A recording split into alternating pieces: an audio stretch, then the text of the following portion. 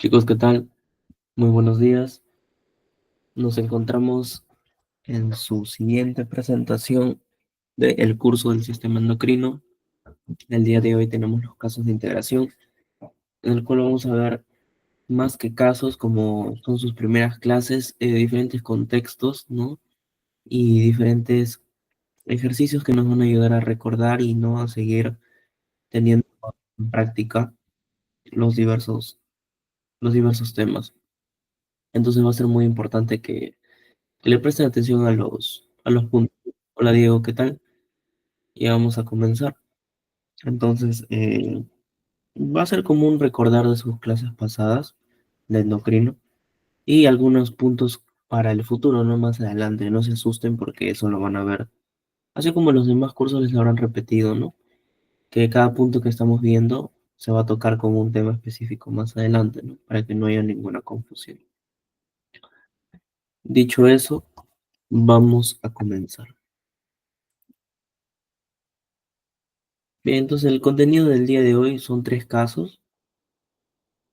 Y dentro de esos tres casos van a haber problemitas y ejercicios que nos van a ayudar a recordar.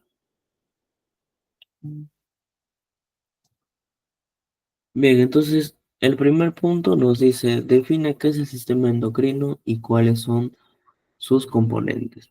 Esto ya lo han visto en su primera clase, ¿no?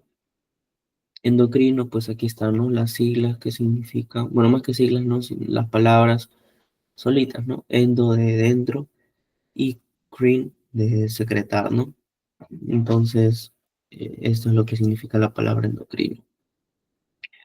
Ahora, en resumen, ¿no? El sistema endocrino se va a encargar de liberar diversas sustancias químicas, ¿no? Que van a estar siendo secretadas por tejidos endocrinos, que van a ser llamadas las glándulas, hacia el espacio extracelular, ¿no? Bueno, dichas sustancias químicas van a ser aquellas llamadas hormonas, ¿no? Que van a ser transportadas por medio de la sangre hasta llegar a su receptor. Entonces, aquí en esta imagen se ve un claro ejemplo, ¿no? De cómo una célula X está secretando una sustancia, ¿no? Que vendría a ser la hormona hacia el torrente sanguíneo, y del torrente sanguíneo esta hormona sale, ¿no? Para poder unirse a la célula que posee su receptor, en este caso un receptor extracelular, ¿no? Bien, entonces los componentes de esta interacción va a ser la glándula endocrina, que está siendo representada por esta célula, la hormona que está siendo liberada, ¿no? Por esta misma. Finalmente, la célula diana que posee el receptor para dicha hormona, ¿no? Estos serían los componentes de la interacción, ¿no? De las hormonas, ya que sin uno de estos componentes, pues la interacción no se podría dar, ¿no? Ya que en caso no haya, por ejemplo, el último punto del receptor, por más que haya distintas células dianas, sin receptor, esa hormona no se va a poder unir para ejercer su función, ¿no? Y hay muchos problemas, muchas enfermedades, muchos cuadros en el cual la cantidad hormonal es correcta, pero la célula no posee el receptor, por lo cual esta hormona no va a poder cumplir su función y se va a reflejar como si hubiese una disminución de esta hormona, pero no. El problema en sí radica en la falta de receptor, pero pues debido a eso la hormona no ejerce su función, ¿no? Y los síntomas se van a presentar como si estuviera la hormona en cantidades disminuidas. Eso ya lo veremos también más adelante cuando vemos patologías, ¿no? Ahorita no estamos viendo ningún tema, ninguna glándula en específico, esto es de manera general, ¿no? Es lo mismo que van a estar viendo en los primeros temas de la universidad, así que, pues, estamos viendo con calma para que puedan entenderlo. Bien, describir las principales funciones del sistema endocrino, ¿no? Entonces, ¿cuáles son sus principales funciones? Aquí tenemos cuatro puntos, ¿no? El primer punto es el metabolismo, ya que hay hormonas que se encargan específicamente de regular esto. Un ejemplo de ello es las hormonas tiroideas, ¿no? Que se encargan de regular el metabolismo celular a partir de la síntesis de diversas proteínas, de la quema de calorías, etc, etc. Entonces, cuando hay una disfunción o una alteración de estas hormonas, el metabolismo va a ser el principal afectado, ¿no? Ya veremos más adelante también cómo ejerce su función las hormonas tiroideas y cuáles son los síntomas cuando hay un exceso o una disminución de estas mismas. Otra función es el crecimiento y desarrollo, ¿no? Donde claramente la primera hormona que pensamos aquí es la hormona de crecimiento, ¿no? O también llamada somatotropina. Ahora, con esta hormona también están involucradas otras hormonas que trabajan a la par con ella, que si no hubiese esta hormona principal, que es la hormona de crecimiento, no, si no hubiesen las hormonas que lo acompañan a su función, esta por sí sola, la hormona de crecimiento, no puede, ¿no?, generar los mismos efectos. Ahora, ¿qué hormonas acompañan al crecimiento y desarrollo, ¿no? A la función de la hormona de crecimiento es las hormonas tiroideas y también una hormona que se llama IGF-1 o factor de crecimiento similar a la insulina tipo 1, que ya lo vamos a ver cuando toquemos específicamente el tema de hormona de crecimiento. Así que no se asusten, solamente estos son ejemplos, ¿no?, de las funciones y les estoy dando también los ejemplos de qué hormonas están ejerciendo dichas funciones específicamente. Ahora, con respecto al equilibrio hidroelectrolítico, aquí ya vamos a ver también otras hormonas, ¿no? Como por ejemplo la vasopresina, ¿no? O antidiurética, que se va a librar en situaciones de deshidratación o en situaciones donde la osmolaridad esté por arriba de los valores normales, ¿no? También veremos una clase específica de todo ello donde vamos a recordar lo que ya vieron en renal, ¿no? Con respecto a la osmolaridad, pero de manera más sencilla. Otra hormona involucrada con este proceso es la aldosterona, ¿no? La aldosterona también se encarga de la reabsorción de sodio, ¿no? La excreción de potasio y con este fin, ¿no? Generar un mayor volumen sanguíneo. Entonces, también está involucrada con dichos procesos, ¿no? Hay una clase específica de esa hormona también, así que este es un resumen de manera general, ¿no? Ahora, como último punto, la reproducción y comportamiento, ¿no? Ya que existen hormonas sexuales, ¿no? Tanto para la mujer como son los estrógenos y en el caso del sexo masculino como son los andrógenos, ¿no? Y dentro de ese grupo de los andrógenos encontramos la hormona más famosa de los hombres, ¿no? La testosterona. Entonces, estas hormonas, no tanto en ambos sexos, tienen como principal función la de la reproducción, ¿no? Y aquí vemos a los espermatozoides queriendo, ¿no?, unirse con el óvulo. Ahora, con respecto al comportamiento, estas hormonas también participan en ello, específicamente en el líbido, ¿no? Que es, eh, digámoslo así, el comportamiento sexual que tiene la persona, ¿no? El deseo sexual. Entonces, cuando hay un déficit de una de esas hormonas no sexuales, la testosterona, por ejemplo, en el caso del varón, va a haber van a haber dichos síntomas, ¿no? Como infertilidad y en el caso del comportamiento, pérdida del deseo sexual, ¿no? Entonces, estas hormonas también participan en ello.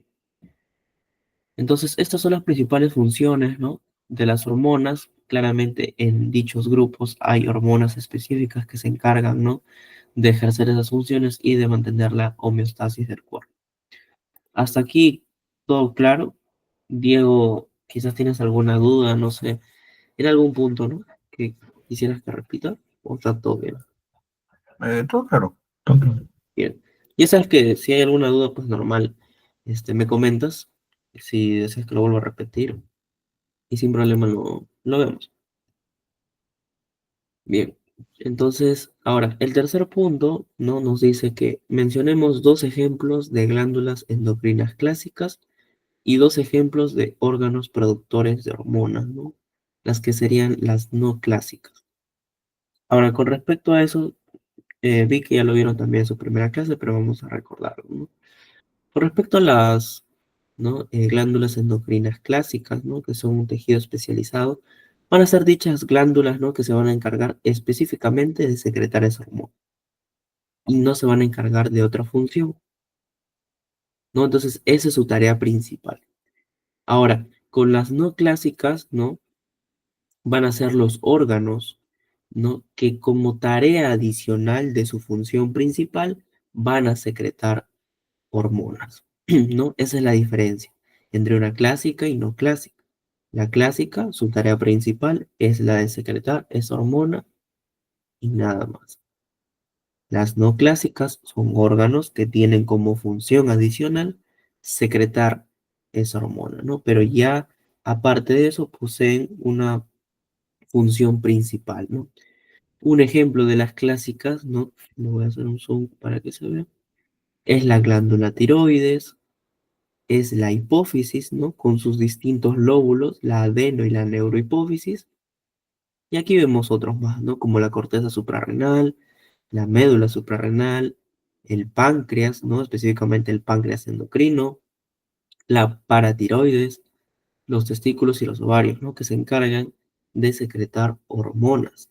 Mientras que en las no clásicas vemos órganos, ¿no?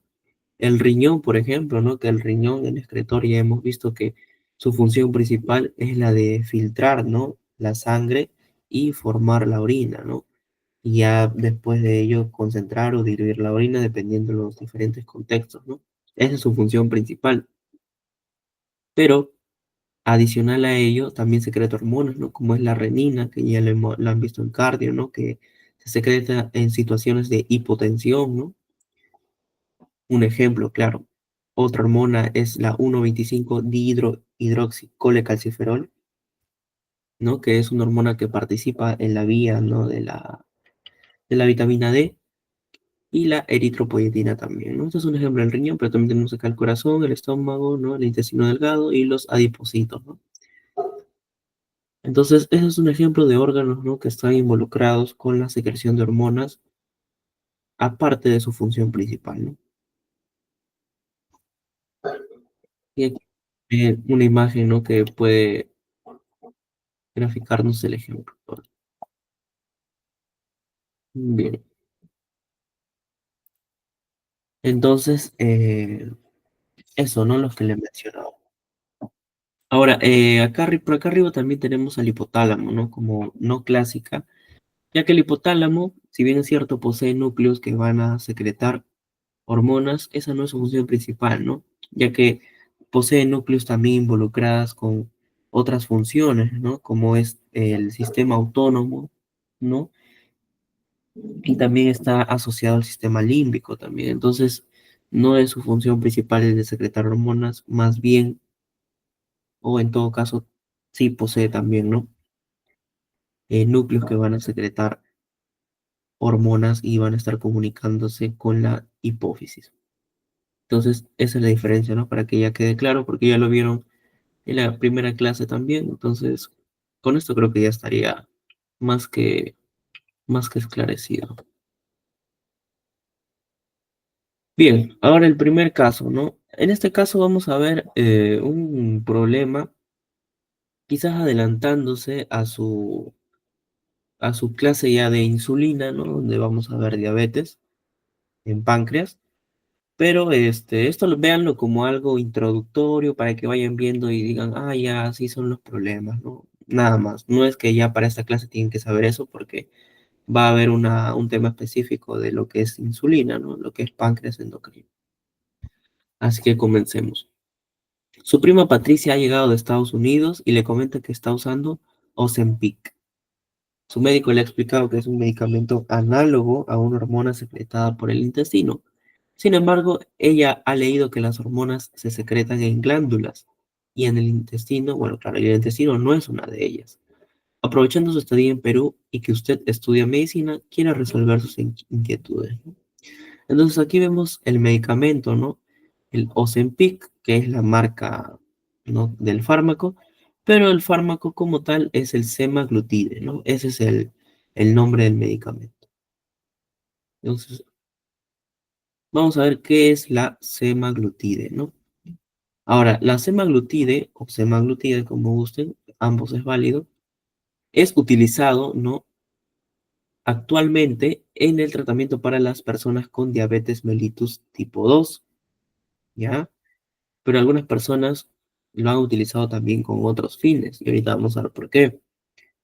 Ahora, la hormona que hacía referencia aquí, su médico, ¿no? A la hora que le explicó que es secretada por el intestino, es la GLP, ya que es una incretina, ¿no? Y acá está su, su nombre, que es el péptido, ¿no? Similar al glucagón tipo 1.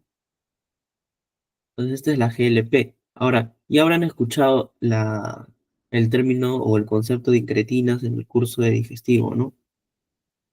Entonces, una incretina, ¿qué es? Va a ser dicha sustancia que se va a liberar, ¿no? Ante respuestas de elevación de glucosa, pero por vía oral, ¿no? No por medio de la sangre.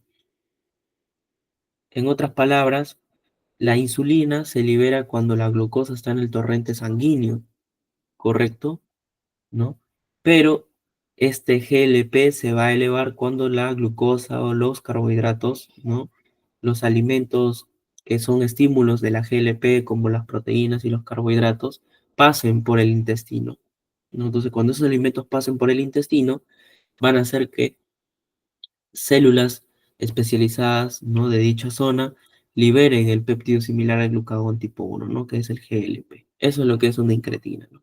Genera un nivel de genera un nivel, potencia la liberación de insulina a través de alimentos, ¿no? Que van a estar pasando por el intestino. Ahora, la función de la GLP va a estimular la liberación de insulina cuando el nivel de azúcar, ¿no? En la sangre es alto. Claramente los niveles, ¿no? Elevados de glucosa en sangre, la hiperglicemia es un estímulo de la insulina. Pero como ya les mencionaba, ¿no? La GLP va a potenciar esa función al tener estímulos en el intestino con alimentos que son carbohidratos y proteínas que posteriormente esos alimentos van a convertirse en glucosa por medio de vías metabólicas. Ahora, otra función, disminuye la producción de glucosa por el hígado, ¿no? O sea, va a estar inhibiendo vías como la glucogenólisis, ¿no? Que le convierte en glucógeno en glucosa, van a estar inhibiendo la gluconeogénesis, ¿no? ¿Por qué? Porque esta hormona lo que quiere es disminuir los niveles de glucosa en sangre. Por ende, va a inhibir esas rutas metabólicas que liberan glucosa, ¿no? Para que los niveles en sangre ya no sigan elevándose, sino empiecen a disminuir. Ralentiza el vaciamiento gástrico, lo que ayuda a reducir el apetito y puede contribuir a la pérdida de peso. Aquí va lo que les mencionaba, ¿no? Ya que esta hormona, ¿no? El GLP-1, genera disminución del vaciamiento gástrico, genera la sensación de llenado, ¿no? Genera la sensación de que, pues, estás lleno. Y otra función que no está aquí es que también actúa a nivel del cerebro, ¿no? Generando la sensación de saciedad, para que la persona ya no siga ingiriendo, ¿no? Y ya no eleve sus niveles de glucosa. Entonces, como ven aquí, ayuda bastante, ¿no? Al metabolismo y a las funciones de la insulina, por lo que las personas que no padecen de diabetes mellitus tipo 2 han empezado a ingerir este medicamento con fines de perder peso nada más, ya que una de sus funciones, ¿no?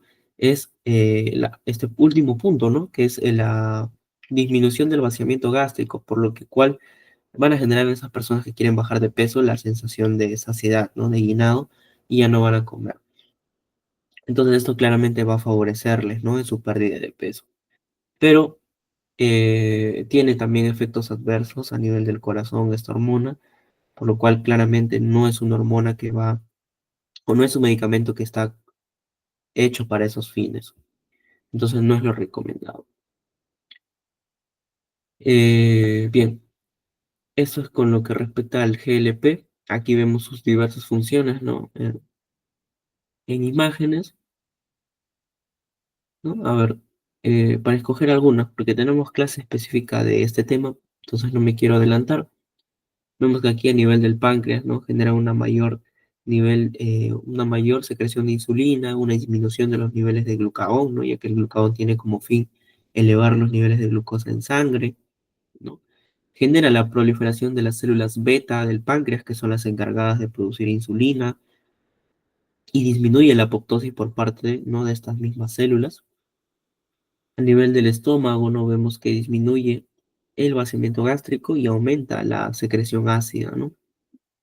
a nivel de del músculo esquelético, genera una mayor perfusión sanguínea, ¿no? Y genera la mayor captación de glucosa, ¿no?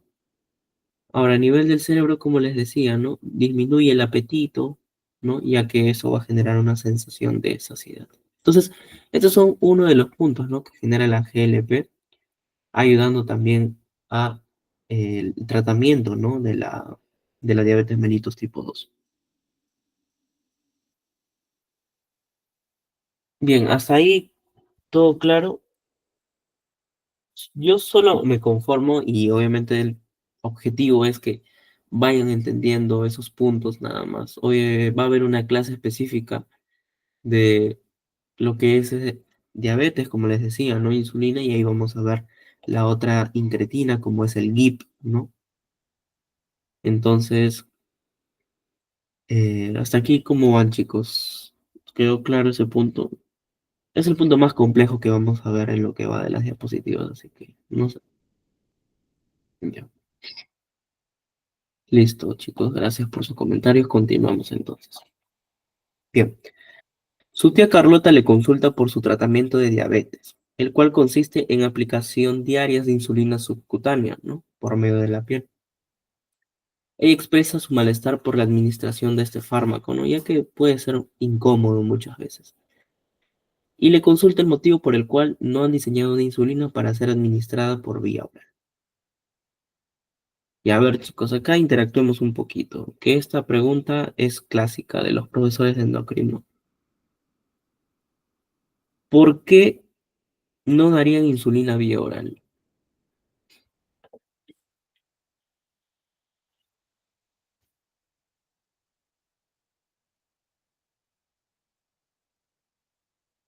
¿Qué característica tiene la insulina con respecto a su estructura? ¿De qué tipo de hormona es? Ya lo vieron en la primera clase. ¿Qué tipo de hormona es la insulina? Ajá, se degrada por enzimas. ¿Pero por qué se degrada por enzimas? Ya, es peptídica. Muy bien. Es de origen peptídico. Entonces, ¿qué va a pasar? Si yo consumo, ¿no? Y me administran insulina vía oral, ¿en dónde se va a empezar a digerir? O sea, se va a descomponer en el sistema digestivo antes de incluso llegar a la sangre, pues. Exacto, muy bien, Diego, ¿no? Cuando llegue al estómago, debido al ácido clorhídrico, ¿no?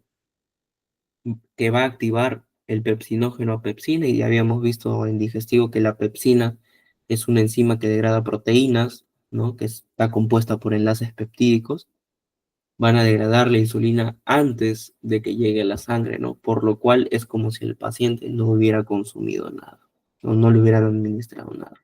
Entonces es por eso que la insulina se administra vía subcutánea, ¿no? Para que llegue directamente a la sangre. Entonces, ese es el motivo por el cual no se administra insulina vía oral. Muy bien, Diego, muy bien, Lucas. Ahora cuando les pregunten ya saben cómo responder y fundamentar su respuesta. Entonces acá está, ¿no? Los distintos puntos donde se podría administrar insulina, ¿no? Tenemos ahí el abdomen, muslos, glúteos, brazos, la posición, ¿no? De las agujas al momento de administrar y los diferentes niveles de insulina, ¿no? Dependiendo el tipo de insulina que estés administrando, ¿no? Ya que hay insulinas de acción rápida como de acción lenta, ¿no? Pero bueno, este no es el punto, esto ya lo van a ver cuando lleven fármaco. En farmacología ahí van a ver, ¿no? Cuáles son las insulinas rápidas, cuáles son las insulinas lentas, bueno, de acción prolongada, ¿no? Cuando se quiere ejercer una acción de mayor, ¿no? Mayor tiempo para no estar al paciente administrándole a cada rato, ¿no? Sobre todo en pacientes que ya son controlados, ¿no? Pero en caso que hay una crisis de hiperglicemia, claramente se requiere una insulina de acción rápida, ¿no? Que actúe rápido para disminuir a ese paciente sus niveles de glucosa que está crítico. Entonces, bien, ese era el punto, ¿no? La respuesta que ustedes me dieron. Eso ya nada más es para hacer un ejemplo, ¿no? Y mostrarles un poquito.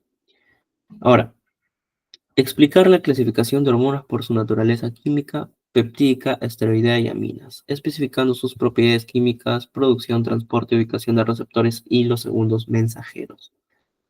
Bien, ahora vámonos con las peptídicas, ya que en mi opinión son las más sencillas. A ver, las hormonas peptídicas están compuestos de aminoácidos, ¿no? Que ya sabemos que los aminoácidos se van a unir, ¿no? Van a unirse por medio de enlaces peptídicos y a esa cadena de aminoácidos son lo que llamamos péptidos, ¿no? Bien, ahora, la propiedad química de estas hormonas es que son hidrosolubles. ¿Qué quiere decir hidrosoluble? Es que va a poder viajar por la sangre sin un transportador. No requiere de un transportador para que pueda viajar por la sangre. O sea, esta hormona va a viajar solita. Almacén vesículas, ¿no? En la célula, que va a ser la que va la encargada, ¿no? De producir y liberar esta hormona. Y en su proceso de liberación es por medio de exocitosis, ¿no? Entonces, hasta aquí sencillo. Como les mencionaba, su transporte va a ser libre y generalmente tienen una semivida, ¿no? Corta en la sangre. Por eso que muchas veces la insulina no se puede dosar en la sangre, sino más bien dosan otros componentes que reflejan la vida de la insulina. Ya lo veremos en la clase de diabetes. Y los receptores están en membrana, ¿no? Y un ejemplo de las proteínas que se acoplan a estos receptores son las proteínas G, ¿no? Que ya veremos también que hay distintas proteínas G, ¿no? GS, GI, GQ, que son las encargadas de producir diversas cascadas intracelulares. Ahora, ¿por qué el receptor se encuentra en la membrana? Esa es otra pregunta interesante.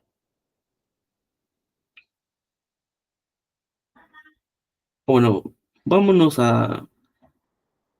Vamos a terminar con los puntos y empezamos con las preguntas ya para interactuar. Con respecto a las aminas, están hechas a base del aminoácido tirosina. Bien, ahora, aquí hay una diferencia o una excepción, y es que, si bien es cierto, las aminas en su mayoría son hidrosolubles, quiere decir que pueden viajar en la sangre libremente. Hay excepciones como por ejemplo las hormonas tiroideas, que son aminas, pero tú pensarás, ay, entonces es hidrosoluble, viaja solito por la sangre, pero no, tiene una proteína específica que transporta eh, a las hormonas tiroideas por medio de la sangre, que es la globulina fijadora de tiroxina, así se llama esa proteína.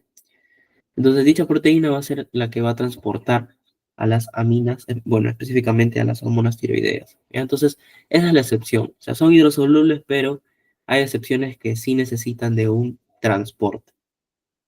Bien, entonces aquí el transporte sería libre, guión, excepción. Hay excepciones, ¿no? En el caso, por ejemplo, de las hormonas tiroideas. Después todo es lo mismo. Se unen a receptores de membrana, pero en algunos casos también a receptores intracelulares, ya que están dentro de la célula, como es el caso de las hormonas tiroideas también. Bien, así que ya ustedes se van a dar cuenta cuando vayamos viendo los diferentes temas. Ahora, esteroideas, ¿no? Son hechas a bases del colesterol, a partir de este lípido.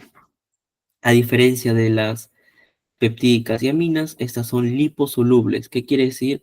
Que no pueden viajar por la sangre libremente, por las que estas sí necesitan un transportador, sí o sí. Por eso que ustedes ven transporte a través de proteínas plasmáticas, ¿no? Las proteínas sí son hidrosolubles. Entonces, estas son las que van a transportar estas hormonas esteroideas, ¿no? No se van a almacenar en las células, tienen una vida ya diferente, ¿no? A las peptídicas y aminas, en este caso van a ser largas, y sus receptores están en el medio, ¿no? Intracelular, ¿no? Citosólicos o nucleares, como es el caso de las hormonas tiroideas. Y aquí, este es un gráfico de la primera clase, ¿no? Aquí les pusieron el ejemplo, ¿no? Que las hormonas tiroideas, por más que son aminas y pueden tener un receptor de membrana, estas sí poseen un receptor dentro de la célula. Ahora, la pregunta que les quería hacer es ¿por qué las peptídicas poseen su receptor en la membrana, y, al igual que las aminas, y por qué las esteroideas tienen un receptor intracelular? A ver, chicos, ideas. Equivóquense, normal, no hay problema. Si es que, bueno, si es que se equivocan, ¿no? Pero si aciertan, bueno. Podría ser porque, o sea, en las esteroideas, si no me equivoco, era por expresión génica que se iba a dar o sea, el mecanismo y las pépticas y lisinases por segundo mensajero, o sea, vía de traducción de señales. Sí, o sea, es correcto. Es correcto lo que me dijiste, pero hay una razón adicional y pues sencilla, ¿no? De explicar. A ver, ¿alguna otra idea?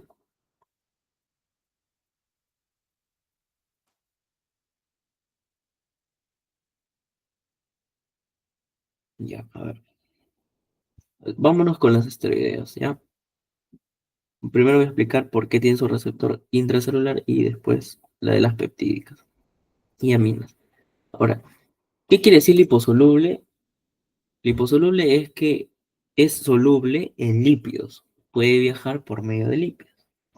Entonces, si supongamos que esta célula ha secretado una hormona esteroidea y esta célula de color azul tiene su receptor intracelular, esta hormona tendría que viajar hasta dentro de la célula, ¿no? Ahora, ¿por qué lo hace? ¿De qué está compuesta la membrana de las células?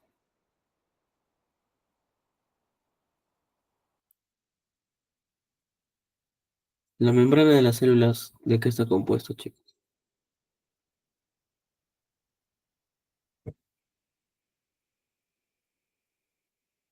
Fosfolípidos, ¿sí o no? Una membrana, una bicapa fosfolipídica. Bien, Lucas. Ajá. Entonces, al ser una bicapa fosfolipídica, esta hormona esteroidea, que es liposoluble, le dice, oye, tú eres lípido, yo soy lípido, entro normal. Y difunde por medio de la célula. Entonces, entra sin ningún problema, porque ambos son lípidos, él es liposoluble y es como si le dijera, no, somos de la misma familia, soy amigo y entro sin ningún problema. Y entra a la célula. Por eso que puede difundir por medio de ella. Así como los gases, por ejemplo, ¿no? El oxígeno, el CO2 son gases liposolubles. Entran por la célula sin ningún problema a través del gradiente de presiones, ¿no? Pero no necesitan de ningún transportador, sino ingresan directamente al ser gases liposolubles, ¿no? De igual manera, estas hormonas, al ser liposolubles, ingresan, ¿no?, con facilidad adentro de la célula, ¿no? En su interior. Y pues es ahí en su interior, en el citoplasma, ¿no? O en el núcleo donde se encuentra su receptor para que puedan ejercer su función. Entonces, esa es la razón. Ahora, ¿por qué las hormonas peptídicas y aminas tienen su receptor en membrana? Pues ya ahí lo pueden deducir, ¿no? Al ser esta hidrosoluble y no liposoluble, no puede ingresar a la célula, por lo cual necesita que su receptor esté por fuera, ¿no? Entonces, como está por fuera, pues se une fácilmente ahí, ya que si estuviera por dentro, sería imposible que ingrese a la célula a menos que tenga un transportador en la célula, ¿no? Como es, por ejemplo, el agua, ¿no? El agua es hidrosoluble, pero ¿cómo ingresa a la célula? Por medio de las acuaporinas, ¿no? Entonces, eso sería un mecanismo, pero en este caso, pues la vida facilita estas hormonas y tienen su receptor en la membrana. Entonces, aquí tenemos unos ejemplos de aminas, ¿no? Como es la dopamina, hormonas tiroideas y las hormonas de la médula suprarrenal, como es la adrenalina y noradrenalina, ¿no? Y el triptófano, que es la serotonina. Entonces, chicos, ¿se entendió esto? Porque ese punto sí es bien clave que lo entiendan, porque con ustedes entendiendo eso van a entender todo lo demás y no se les va a complicar.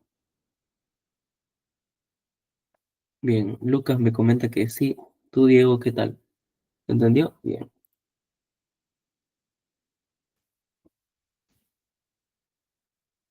bien. Ya estamos acabando. Como ven, el día de hoy es sencillo, ya que este punto, ¿no? Este tema es de clases, bueno, casos de integración, pero como recién estamos viendo, no hay casos de integración como tal, ¿no? Ya la otra semana cuando empiecen a ver un tema en específico, ya van a tener casos, ¿no? Esos casos de integración 2 ya van a ser casos de ese tema como tal, ¿no? Entonces, ahí va a ser ya mucho más complejo y vamos a tener que explicar el tema de manera más amplia. Ahora, siguiente problema. Usted evalúa a un paciente que se ha desempeñado como investigador en la Antártida, le refiere que estuvo destacando ya durante 6 meses con una exposición al sol casi nula. Se evidencia en su analítica una hipovitaminosis de la vitamina D asociado a una hipocalcemia. ¿Qué habrá pasado? Vamos a verlo. No les pregunto porque esto claramente es la primera vez que ustedes lo van a ver en el curso, entonces yo les voy a explicar, ¿ya? La vitamina D tiene como ruta metabólica todo este proceso, ¿ya? Que involucra a varios órganos, como estamos viendo acá. Pero si vemos acá arriba, el punto que lo desencadena es la exposición al sol, ¿no? Específicamente los rayos ultravioleta, ¿no? Tanto B y A. Entonces la exposición de los rayos, ¿no? Genera la conversión de este componente que es el 7-dihidroxicolecalciferol, ¿ya? En la previtamina D3. Entonces, por mecanismos de dieta, ¿no? Ahora, con dieta hace referencia que es con el calcio, ¿ya? Porque la vitamina D está involucrada con el metabolismo del calcio. Entonces, la vitamina D tiene como propósito, ¿ya? En su ruta final, elevar los niveles de calcio. Por lo cual, si yo tengo una dieta baja en calcio, la vitamina D se va a activar. Si yo tengo una dieta alta en calcio, la vitamina D va a estar disminuida. Bien, entonces este es el mecanismo, ¿no? De acción de la vitamina y cómo es, o bueno, cuál es su principal estímulo, ¿no? Que son los niveles de calcio, la exposición al sol y también una interacción con la paratormona, que ya lo vamos a ver. Pero como estamos viendo, ¿no? A grosso modo, este gráfico no se los explico ahorita porque necesito tener una base de los temas anteriores a vitamina D y paratormona para poder entender esto, ¿ya? Porque sí es un poco complejo, pero en resumen, ¿no? Ahí están viendo cómo la vitamina D va a cambiar de distintas formas, va a pasar por el hígado, después va a pasar por el riñón, y una vez que pase por el riñón, esta hormona ya se activa, ¿bien? Y cuando ya se activa, puede viajar a los distintos órganos a ejercer su función, como es el caso en el sistema digestivo, genera una mayor reabsorción de calcio por medio de la dieta, ¿no? Lo que estamos ingiriendo. En el riñón mismo, ¿no? También va a ejercer su función y también a nivel de los huesos, ¿no? Ya que es el principal banco de reserva de calcio, ¿ya? Para poder extraer calcio de ahí. Entonces, eso es lo que hace la vitamina D, ¿ya? Tiene como fin aumentar los niveles de calcio en sangre.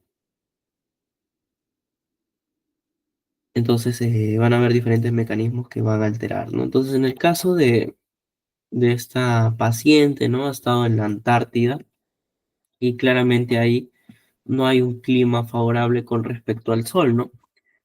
Entonces, la vitamina D no se ha activado, ¿no? No se ha activado por los rayos y eso ha generado que ella tenga una hipovitaminosis, ¿no? De la vitamina D y una hipocalcemia, ¿no? Ya que no se han regulado los niveles de calcio por esta vitamina.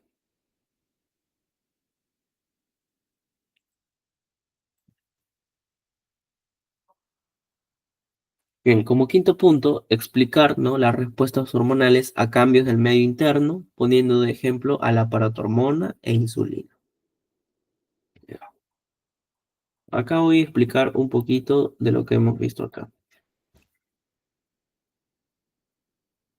Bien, la paratormona es, bueno, otra hormona que tiene como fin y comparte el objetivo con la vitamina D. De hecho, la paratormona, no, bueno, si ya le estoy diciendo que tiene el mismo objetivo, o sea, es elevar los niveles de calcio en sangre, esta paratormona es la que activa una enzima que es la 1-alfa hidroxilasa, que esta enzima es la que va a activar a la vitamina D. Entonces, como ambas, vitamina D como paratormona, comparten el mismo objetivo, la paratormona es como si le dijera, oye, vitamina D, te voy a activar, me ayudas a cumplir el objetivo que es elevar los niveles de calcio en sangre, ¿no? Entonces, ese es el fin.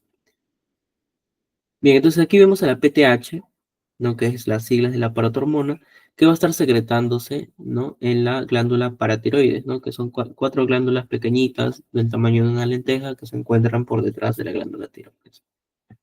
Bien, entonces esta PTH va al hueso a generar resorción ósea, ¿ya? Esa es una palabra quizás nueva para ustedes, pero tienen que agregarla a su vocabulario médico, que por resorción entiéndanla como si fuera reabsorción, o sea, está sacando calcio del hueso.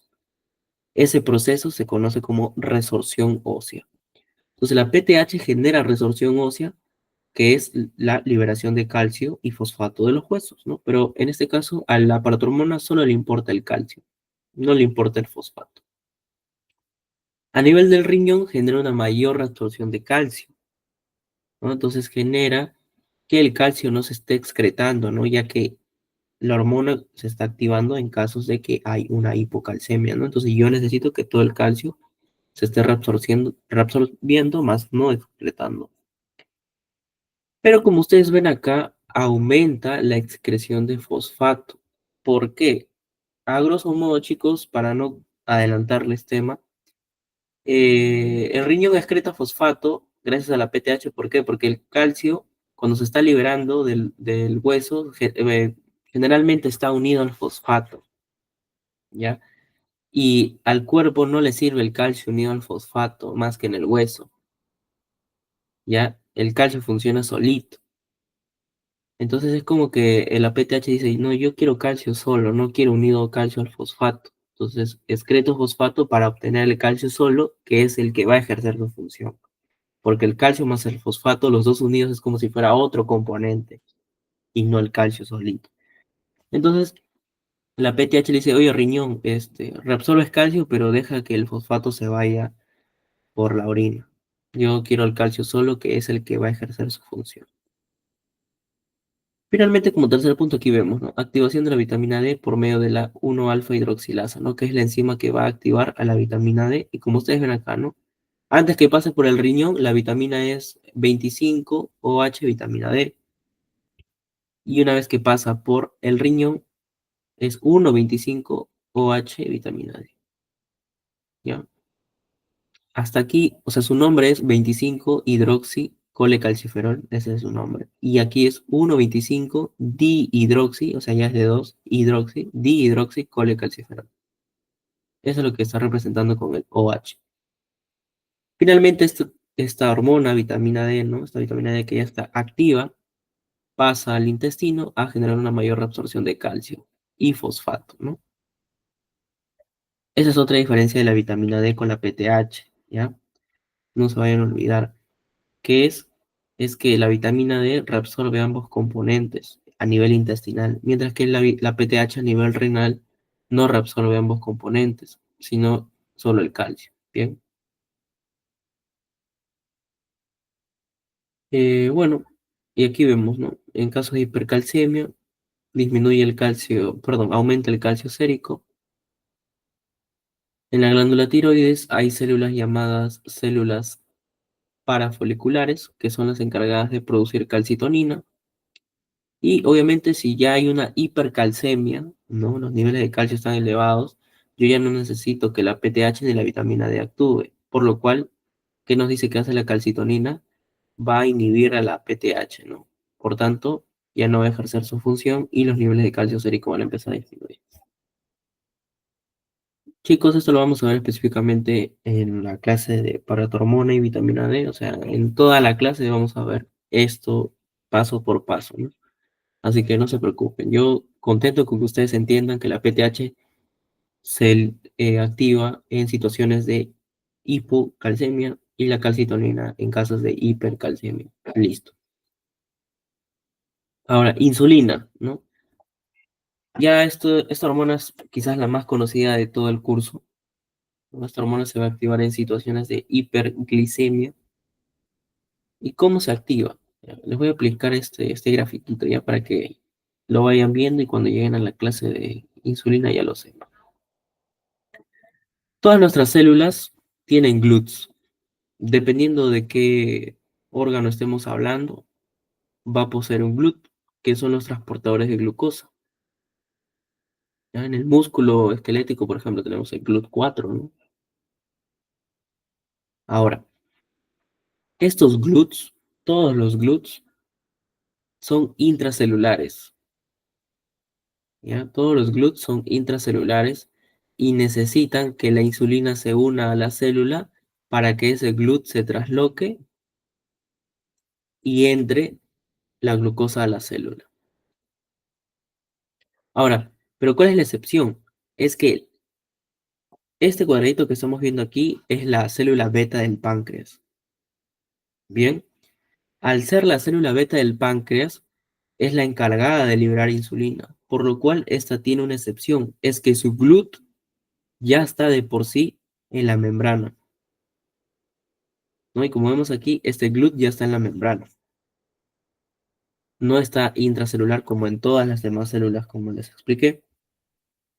Entonces, cuando los niveles de glucosa están elevados en la sangre, como ven aquí, esa glucosa entra por ese GLUT, ¿no? El GLUT2 en la célula beta. Eso no se olvide. La célula beta posee el GLUT2. Entonces, la glucosa empieza a hacer su mecanismo, ¿no? Que es la glucólisis. Y aquí vemos cómo por diversas enzimas va cambiando, ¿no? De forma. Finalmente, el punto principal es la obtención de ATP. El ATP se va a unir a un canal de potasio, ¿ya? Y al unirse al canal de potasio, el ATP genera que se cierre. ¿Ya? Y entonces acá vamos, ATP más canal de potasio se cierra. Ese potasio que ya no va a estar saliendo va a generar que se acumule, ¿no? El potasio aquí, por lo cual se va a despolarizar la célula, ¿no? Ya que va a obtener una carga positiva. Entonces el potencial de acción va a subir.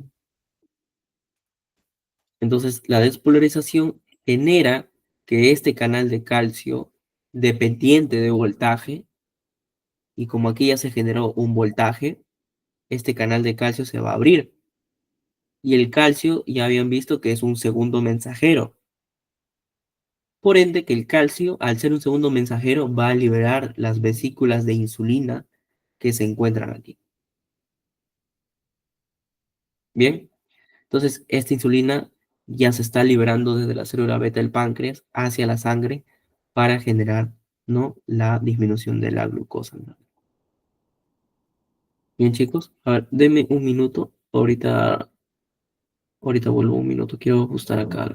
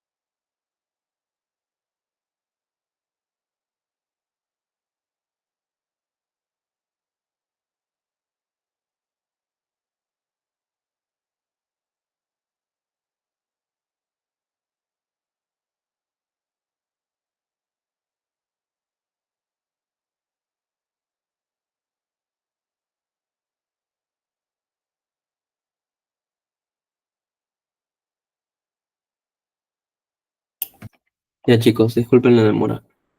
Bien, entonces es el mecanismo por el cual la célula beta, ¿no?, del páncreas está liberando insulina. Ese mecanismo lo vamos a ver, al igual que los otros temas, en clase de diabetes como tal, de páncreas endocrino, junto con otros gráficos que también nos van a apoyar, ¿no?, en esto para que se entienda mejor. Esto es como que a grosso modo, ¿no? De manera general, para que vayamos aprendiendo estos conceptos nuevos, ¿no?, de las clases anteriores del curso.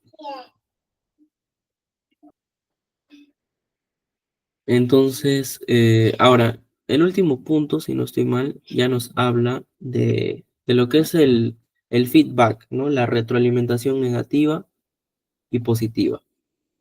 ¿Qué es esta retroalimentación negativa y positiva? Lo vamos a ver ahorita en este gráfico, ¿no? Va a ser un paso importante en el eje de las hormonas para generar un control en sus valores. Bien, ¿de qué nos habla? Por ejemplo, aquí en este gráfico vemos la acción de la paratormona, ¿no? Vemos cómo la PTH, ¿no?, que ya habíamos visto que se secreta en situaciones de hipocalcemia, ¿no?, en niveles bajos de calcio, de, de todos sus pasos ya hemos visto, ¿no? Tanto en el tubo digestivo como en el riñón, al hueso. El fin es aumentar los niveles de calcio, ¿no? Pero vemos aquí cómo el calcio genera una inhibición, aquí lo vemos con el signo menos, de la PTH, ¿no? Evita que ya se siga secretando la paratormona a nivel de las paratiroides. Entonces, ese es el feedback negativo, ¿no? Es como el propio calcio que ya se obtuvo genera la disminución, la inhibición de que se siga secretando esa hormona, ¿no? Ya que ya no es necesario, ya que ya cumplió su objetivo, ¿no? Entonces, ese feedback negativo evita que se genere un exceso de calcio, porque si no hubiera este control por parte del propio calcio, la paratormona se seguiría secretando, ¿no?, hasta llegar a un punto en el cual ya pasó de hipocalcemia a hipercalcemia, ¿no? Entonces es muy importante que los niveles de calcio, ¿no?, generen este feedback negativo, esta retroalimentación negativa, y se llama negativa porque está generando que la PTH empiece a disminuir. Bien, ahora, otro caso, ¿no? Aquí, quizás esta imagen no nos ayuda tanto para poder entender este tema, pero lo que tenemos que saber es que, por ejemplo, aquí, ¿no?, los niveles de glucagón, ¿no?, generan que las diversas rutas metabólicas generen glucosa, ¿no? Como es, por ejemplo, aquí de glucógeno a glucosa. Pero una vez que se generó esa conversión, la, los niveles de azúcar en sangre van a aumentar, por lo cual los niveles de azúcar en sangre, o sea, la hiperglicemia, va a generar una inhibición a las células alfa del páncreas productoras de glucagón para que ya no se siga produciendo glucosa en el hígado y de esta manera los niveles de glucosa se mantengan dentro de lo normal. De igual manera, con el caso de la insulina, las células beta del páncreas liberan insulina en estados de hiperglicemia, generan que la glucosa se convierta a glucógeno para que se almacene en el hígado y ya no siga habiendo más glucosa en sangre. Estos niveles bajos de glucosa, cuando ya se restablecieron, generan la inhibición en la célula beta del páncreas para que ya no se siga produciendo la insulina, porque si no, va a llevar a un punto donde la hipoglicemia es tanta que las células ya no van a poder consumir y generar energía, lo cual es perjudicial y puede generar la muerte de la célula. Entonces, esta es la retroalimentación negativa. Bien, esto es lo que es un feedback. O sea, es un componente que va a estar regresando, ¿no?, de toda su ruta para generar la inhibición del primer paso. ¿Se entiende este punto, chicos? Porque es importante que este punto sí lo sepan. Lo vamos a ver en cada tema que vamos a ver de hormonas. Vamos a ver que tienen un diferente feedback.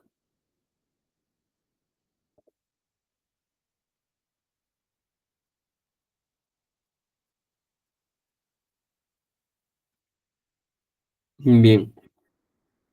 Entonces, chicos, eso ha sido los puntos que hemos visto el día de hoy.